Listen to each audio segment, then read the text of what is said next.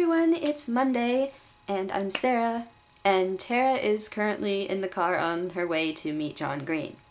And I'm jealous. I'm really jealous. So I'm trying not to think about it too much, but as you can tell, it's impossible to not think about it. So I hope she has an amazing time, and God, I wish she would come here.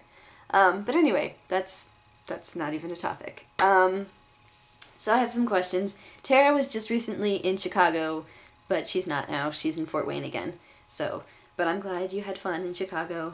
I'm glad you got to see all those museums with your sister. That's really awesome. And I'm glad that you get to do what you're doing today in Fort Wayne. I'm glad you were back in Fort Wayne in time. Because what if you'd been in Chicago? Would it have made it harder or easier? Because I don't even know, distance-wise. Nah. But anyway, that's really cool, and I'm so excited for you. You're having an awesome summer, and I told you you would have an awesome summer. Didn't I? Didn't I? Yeah, but you didn't ask a question, so no questions. You know I like museums. I've made a video about museums with you, so.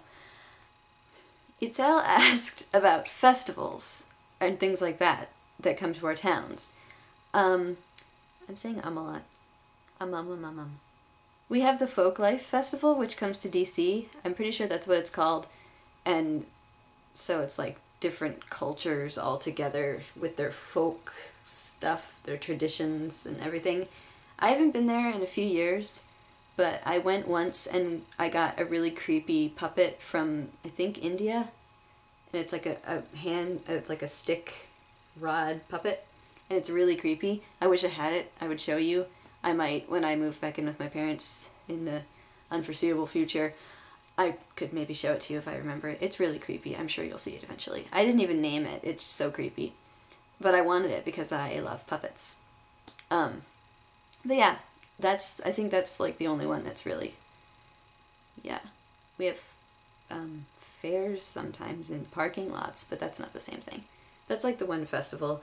And I used to go to the Puyallup Fair. And that's in Puyallup, Washington, close to where my parents are from, and that's fun. But that's more like a fair too. It's not really a festival, but I guess it kind of counts. And I used to go to festivals in Virginia Beach, but I can't remember what they're called. But yeah, short answer is the Folklife Festival. It's really cool, and it's on the mall, the Washington Mall. It's fun. And then Tally was talking about company and how much she likes company, and she wanted to know if there's anything that we're into that we like can't get enough of, and we like experiencing it in all different forms. As you know, I love movies. I'm a huge fan of movies. Adrien Brody, right now, favorite actor. I love seeing his movies, and I love screen capping his movies and obsessing over his movies. And like specifically, I think, you know, like Tally has company. I think for me, it's definitely Wes Anderson, because I have all those Wes Anderson movies that I love, and I watch them, and I write about them, and I make videos about them. I reference them all the time. So they're not the same as musicals, because it's not like you can see a Wes Anderson movie performed by a different cast in a different city, because they don't tour. It's not the same. That's one thing. It's like when you really like a television show or a movie, you can watch it again, but it's like it's the same exact performance, so it's a little bit different, and it's unchanging. Whereas something like Company or another musical or play changes. Movies are kind of unchanging, but I like them a lot, and because I'm like obsessed with them. But Wes Anderson, I would have to say, they're my favorites, and I also really like The Pianist, which is another Adrien Brody movie. And I can't get enough of The Pianist either. I'm rereading it, and so, yes, movies is the short answer for that. And my question was, I'm going to Baltimore on Wednesday, so I'm not going to be here Wednesday or Thursday really to watch videos, which is why it's good that I'm a Monday person. But I am not taking my computer with me, because we're just staying Wednesday night and we're coming back on Thursday, so I was like, well, why take my computer if we're just going to be gone for a day? I'll take my book, and I'll take my notebooks, and I'll work on writing.